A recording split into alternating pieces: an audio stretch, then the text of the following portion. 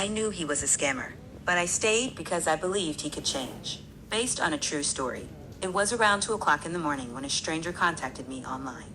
At the time, I was working through an organization called Foundation of Truth. I was trying to find ways to help homeless people and families in need. The stranger presented himself as a wealthy white man who wanted to donate money to my cause. I told him, no, thank you. I'm good. That answer seemed to make him angry. He could not understand why I would refuse the money. He began sending me pictures of cash, expensive cars, yachts, boats, and other things that were supposed to impress me.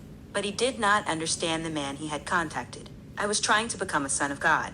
Money was not my master, and pictures of wealth did not move me. The harder he tried to impress me, the more I knew something was wrong. Finally, I told him the truth. I know this is a scam. Then I offered him something he did not expect. I told him I would give him $100 if he showed me his real face, told me the truth, and confessed what he was doing. At first, he denied everything, but I kept pressing him. Eventually, we moved our conversation from Facebook to WhatsApp. After some time, the wealthy white man disappeared, and the real person behind the account finally showed his face. His name was Kelly. He was a young man from Lagos, Nigeria, probably in his early 30s. When I saw him, I did not feel hatred. I was surprised by how young he was. Somewhere inside me, I felt that perhaps we could become like brothers. But although Kelly showed me his face, he did not immediately stop trying to deceive me. The mask had come off, but the scam continued. A different kind of temptation. When Kelly realized that pictures of wealth would not impress me, he changed his approach. He began showing me suffering. During live video calls, he walked through what he described as his village. He showed me people living with very little. He showed me families, buildings, and land. He also showed me a woman whose face was badly scarred. Kelly claimed that government officials had thrown hot water on her. She did not speak directly to me. I only saw her during the video, while Kelly explained her story. I remembered her. That would become important later. Soon, Kelly told me that he was about to become homeless. He said he could not pay his rent and that his wife and little girl might be put out into the streets. He claimed he owed about $700. I was not sending $700 based only on his word. I told him, let me speak to the landlord. Kelly eventually put a man on the phone who claimed to be his landlord. The man confirmed that Kelly owed him money. Then the landlord added his own emergency. He said his daughter was sick in the hospital, and that he desperately needed Kelly's rent money to help her. Now I was being pressured from two directions. Kelly's family might become homeless, and the landlord's daughter was supposedly lying sick in a hospital. I told the landlord I might send $150, but first I wanted a photograph of his daughter in the hospital. The photograph never came. We argued. Kelly called me back saying the landlord was angry and was preparing to put the family out. Even though I never received the proof, I eventually sent the landlord $100. Then I sent Kelly another $100. I was not convinced by their story. I wanted to see what the money would reveal. The family behind the scam. After receiving the money, Kelly became more comfortable with me. Then the truth began coming out. The scarred woman Kelly had shown me earlier, the woman he said had been burned by the government, was actually his mother. The man presented as the landlord was actually his father. I had thought I was speaking with a scammer, an injured woman, and an angry landlord.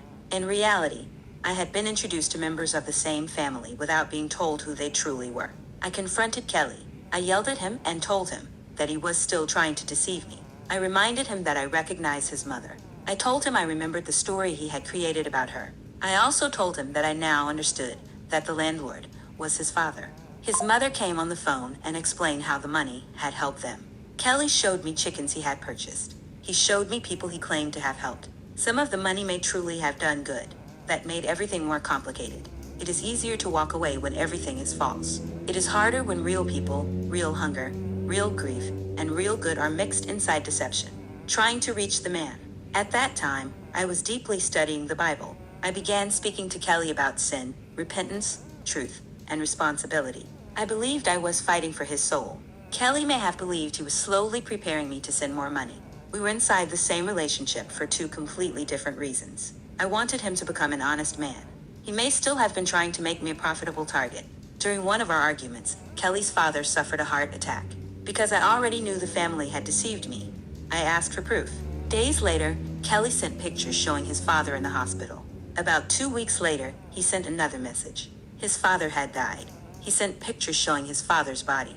Whatever had begun as a scam had now entered real grief. By that point, I had spoken with Kelly's mother, grandmother, wife, daughter, and father. Even though I did not trust how the relationship began, I had started feeling connected to the family. After his father died, I tried to act like Kelly's older brother. I tried to help him through the pain, the gift inside him.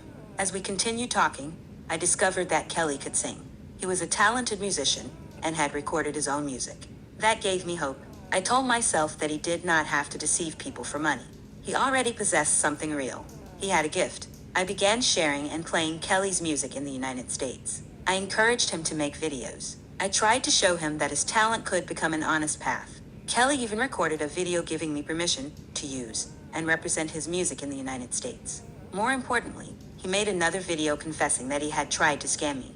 I interviewed him on camera.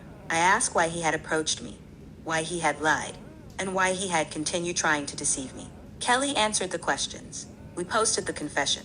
That was when I truly began believing that he might change. A man who once hid behind another person's face was now publicly admitting what he had done. But confession and transformation are not the same thing. Kelly showed signs that he wanted a better life, but he could not seem to separate himself completely from deception. Some days, I saw the brother he might become. Other days, I saw the scammer fighting to survive, the girlfriend who became a spy. After his father died, Kelly began losing control. He would call late at night while drinking with his friends. Because of the time difference, it might be late for me and early morning for him. He would say things he later claimed not to remember. I kept notes. Then Kelly's girlfriend entered the story. She began warning me about him. She told me when he was preparing to ask for money. She claimed that some of the money I had sent was used on drugs while the baby went hungry. She began acting like a spy inside Kelly's life. I tested her too. She had shown me purses, so I offered to send her $100 if she would send some purses to the United States. I thought perhaps I could sell them and help her create honest income. She refused the money. She said she did not want it and did not need it. That confused me. Her refusal made her appear truthful. For a time, I wondered whether she was genuinely warning me. Then Kelly disappeared for a while. Weeks later, he returned and told me it was his birthday. He asked what I was going to send him. I said, nothing. Happy birthday. He became angry and hung up. This happened more than once. I blamed some of his behavior on grief. Then, one day, Kelly called and asked me to pay for his father's funeral. I was shocked. His father had died months earlier, and I thought the funeral had already happened. Kelly explained that the customs surrounding the funeral were different from what I understood. I ended the conversation. A few days later, his girlfriend called me. The same woman who had warned me about Kelly now said that he was telling the truth, and that the family truly needed help. That was the moment I realized they might both be playing different roles inside the same operation. Leonard and the bigger vision. Behind the scenes, I was not walking through the experience alone. My cousin Leonard knew what was happening. Leonard warned me to be careful. He understood that Kelly was trying to scam me, but I kept asking him to consider the possibility. What if Kelly changed? What if we helped him develop his music? What if we invested in the village? What if something that began in deception became a mission of truth? Leonard had a loving heart. He could appear tough on the outside, but he was soft and compassionate inside. He was willing to invest thousands of dollars if Kelly proved that he genuinely wanted to change. I kept that information from Kelly. I did not want Kelly performing for the promise of money. I wanted to see who he truly was. During one argument, I finally mentioned that my cousin and I might purchase a cow to help feed people in the village. Kelly later showed me houses, buildings, land, community members, and people he described as local leaders. The vision became larger. For a moment, I could imagine traveling to Lagos, helping families, building something useful, and becoming brothers with the man who had once tried to deceive me. But the deeper I looked, the more questions appeared. Every answer introduced another character. Every beautiful possibility seemed to carry another request for money. I could no longer tell where Kelly's deception ended and where the larger network began. The dream I had to release. Eventually, I had to think about everything that had happened. I thought about the pictures of buildings. I thought about the houses we might have purchased. I thought about the village. I thought about the cow, the chickens, the music, the family, the confession video, and the people who may have truly received help. Those were feel-good moments. Some of them may have been real, but they were surrounded by too much deception. By then, Kelly's father had died. The funeral request had happened. I had also suffered a heart attack. When the story finally ended, I sat back and mourned it. I did not only mourn the money. I mourned Kelly. I missed him. I missed the family. I missed the brother I believed he might become. I had imagined traveling to Lagos, meeting him in person, helping his village, and perhaps continuing onward toward Israel as part of my own search for history, identity, and home. I was not chasing money. I was chasing a dream. I believed that with God, all things were possible. I believed something that began in evil might be turned toward good. But I learned that we cannot force another person to change. We can open the door. We can offer truth. We can show compassion. We can offer an honest path. But the person must choose to walk through that door. Would I do it again? My brothers and sisters, some people may ask me, would you ever do something like this again? My answer is yes. I would use more wisdom. I would protect myself better. I would never ignore the truth. But I would still dare to believe that strangers from different parts of the world can become like brothers and sisters. I was not born to hate. I cannot accept every idea that America teaches about foreign countries, cultures, and people without examining it for myself. I believe in the higher calling of God. We are one human family. I am not the judge. The Most High God is the judge. My calling is to overcome evil with good. When I see hatred, I will still search for love. When I see wrongdoing, I will search for the wound, fear, hunger, or deception that helped create it. That does not mean I will excuse evil. It means I will not stop believing that a person can choose something better. Perhaps, if we can reach someone with truth, patience, love, and understanding, they might remember their purpose. They might choose life. They might choose honesty.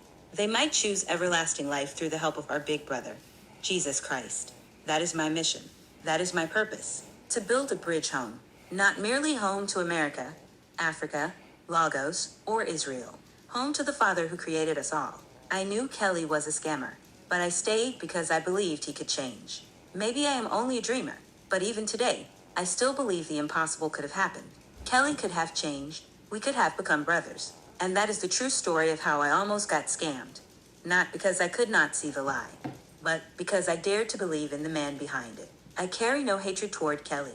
I am disappointed that our dream did not become reality. But I still pray for him. I pray that he has changed. I pray that God forgives him. And I hope that somewhere, someday, we may meet again. Not as a scammer and the man he tried to deceive, but as two brothers who finally found their way home. Peace and love, my people. One day, we will meet. Sincerely, your brother, Robert Lee Bass Jr. A note to the reader, this pamphlet is based on real events. Certain names and identifying details may be changed to protect the privacy of the people involved. Never send money, personal information, banking details, passwords, or verification codes to strangers online. Faith and compassion should always walk beside wisdom and truth.